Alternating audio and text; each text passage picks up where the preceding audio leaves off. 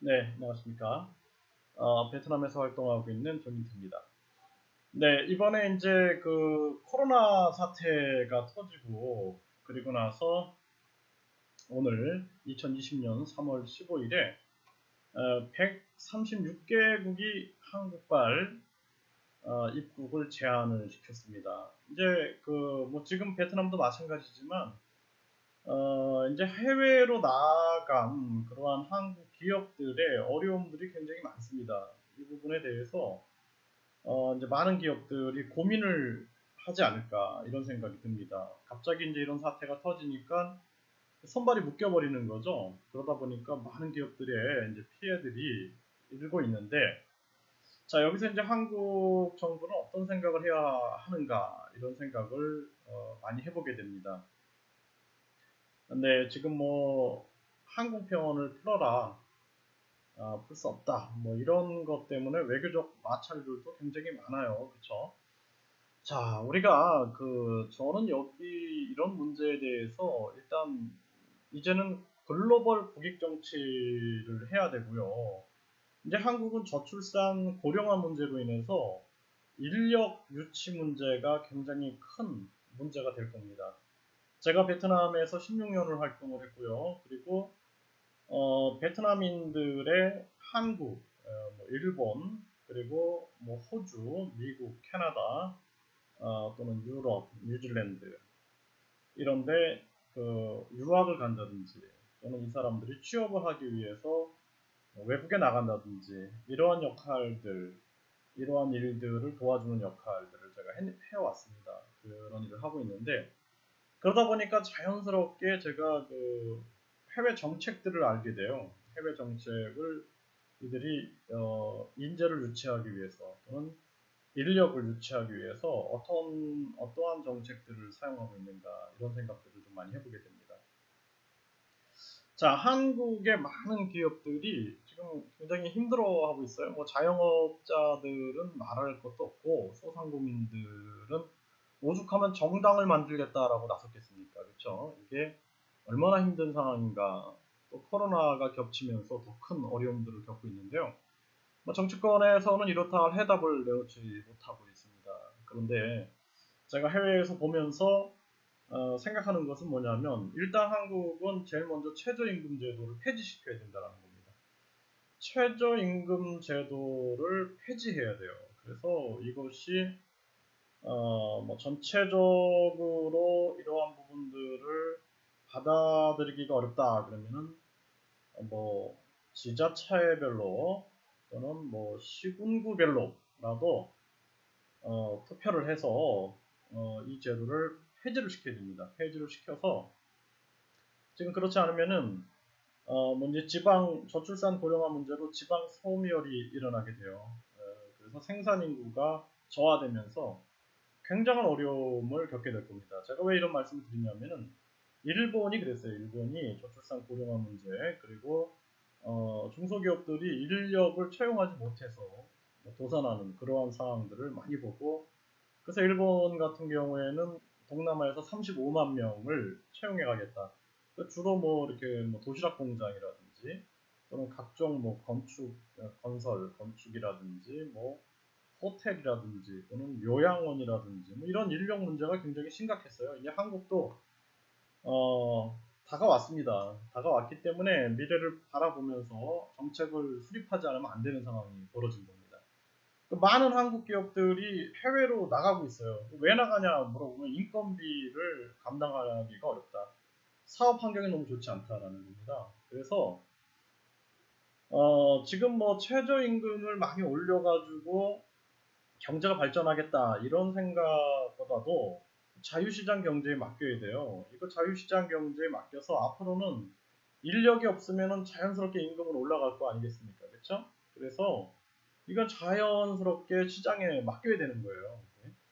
뭐 월급을 적게 준다 그러면 사람들이 일을 안 하겠죠. 그렇죠? 그리고 또 상황에 맞게 직종별로 지역별로 상황에 맞게끔 시장에서 유연하게 만들어지는 거예요. 그거를 인위적으로 하려고 하면 안 됩니다. 이게 정부가 할 수 있는 개입할 수 있는 게 한계가 있을 텐데 이거를 전체를 통제하려고 한다 그러면은 안 되는 거죠. 그래서 최저임금제도를 폐지하고 유통기업들을 지원해야 됩니다. 그래서 세금 혜택. 그러면 예를 들어서 뭐 베트남 같은 경우에는 외국 기업이 베트남에 투자하게 되면은 법인세를 몇 년 동안 감면해 준다든지 뭐 이런 정책들을 쓰잖아요. 이런 정책들을 역으로 우리 국내에 써야 돼요. 그래서 법인세 감면은 물론이고 그리고 임금 지원, 임금을 뭐 일부 지원을 해준다든지 뭐 이런 식의 정책들을 써야 됩니다. 유통기업에 대한 지원 정책들. 왜 제가 이런 말씀을 드리냐면은 앞으로 생산 인구가 저하되고 그리고 인력이 이제 부족해요. 그러면은 우리가 많은 또 외국인 근로자들이 와서 일을 해야 합니다. 그러면은 여기서 우리가 뭐 제가 말씀드리는 게 최저임금을 낮춰가지고 싸게 주자 이런 얘기가 아니라 시장 경제에 맡기자라는 거예요. 시장 경제에 맡겨서 자연스럽게 형성되게 돼 있어요. 이것이 형성되면은 근로자들도 내가 판단해가지고 저기서 저 정도 받고 일 못해 그러면은 안 하겠죠. 시장의 움직임에 의해서 만들어지는데 그것을 통제하려고 한다는 발상 자체가 잘못된 거다. 저는 그렇게 봅니다. 그래서 최저임금 제도를 폐지하고 이제 지방 소멸들이 일어날 텐데 그런 뭐 대학들도 막 폐교하잖아요. 그런 데다가 이제 기업을 유치를 해야 됩니다. 제조업이라든지 각종 기업들을 유치해가지고 정부가 지원해야 돼요. 그래서 유통 기업들이 뭐 지금 뭐 정책을 써가지고 뭐 50% 정도만 유턴을 해도 지원하겠다 막 이렇게 얘기를 하는데 이게 아니라 제도를 바꿔야 돼요. 최저임금 제도가 없어져 버리고 그리고 시장 경제에 맡기고 그리고 각종 이제 지방에 뭐 농업이라든지 어업이라든지 임업, 축산업 이런 게 다 붕괴될 수 있습니다. 그래서 이런 부분에 대해서 외국인 근로자를 채용을 해야 되는데 여기서 걸림돌이 무엇인가? 이거 기업의 입장에서 한번 생각을 해봐야 되는 겁니다. 그래서 유통기업을 어떻게 세제 혜택을 주고 어떻게 지원할 것인가? 그리고 어떻게 유치할 것인가? 제가 만약에 뭐 예를 들어서 한뭐 지방의 도지사다 그러면은 저는 유치하기 위해서 굉장히 노력을 할 것 같아요. 그래서 뭐 각종 어떤 베트남이 지금 하고 있는 것처럼 단지를 조성을 해가지고 그 단지에 다양한 지원 정책들을 수행하고 또 외국인 근로자들이 유치됐을 때 그들을 위한 다양한 지원들 가장 중요한 부분들은 뭐 한국어 교육 지원이라든지 이들이 안전하게 생활할 수 있는 그래서 이게 한국도 발전하고 근로자들도 발전할 수 있는 체계를 만들어야 된다는 것이죠. 그렇지 않으면은 한국은 굉장한 능력을 가지고 있음에도 불구하고 어려움을 겪을 수 있어요. 그래서 이번에 코로나 사태에서 한국의 과학기술, 어떤 인터넷에 빠른 속도로 대처하고 그리고 안내하고 또그 과학기술, 의학기술 이런 것들이 굉장히 발전돼 있음을 세계 속에 보여줬는데 이런 거를 좀 적극적으로 활용할 수 있는 국가 체계를 만들어야 됩니다. 그래서 한국의 한국 사회가 그렇게 변화돼야 돼요. 이게 뭐 전 국민의 합의를 찾기가 상당히 어렵다 그러면은 아까 말씀드린 것처럼 뭐 시군구별로 또는 뭐 시도별로 한다든지 해서 그쪽 지역에 뭐 투표를 통해서라도 그러다 보면 이제 비교가 되겠죠. 어떤 데가 지금 경제가 활성화되고 있고 어떤 곳이 경제가 폭망하고 있고 이게 증명이 될 겁니다.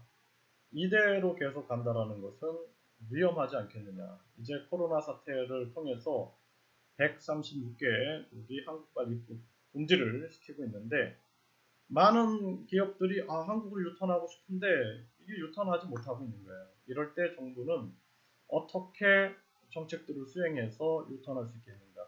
유턴해서 일자리가 창출되고 뭐 이런 열매만 생각하지 말고 전체적으로 어떻게 환경을 조성해야 할까라는 부분들을 고민해야 할 때가 왔다. 이렇게 말씀을 드릴 수가 있습니다.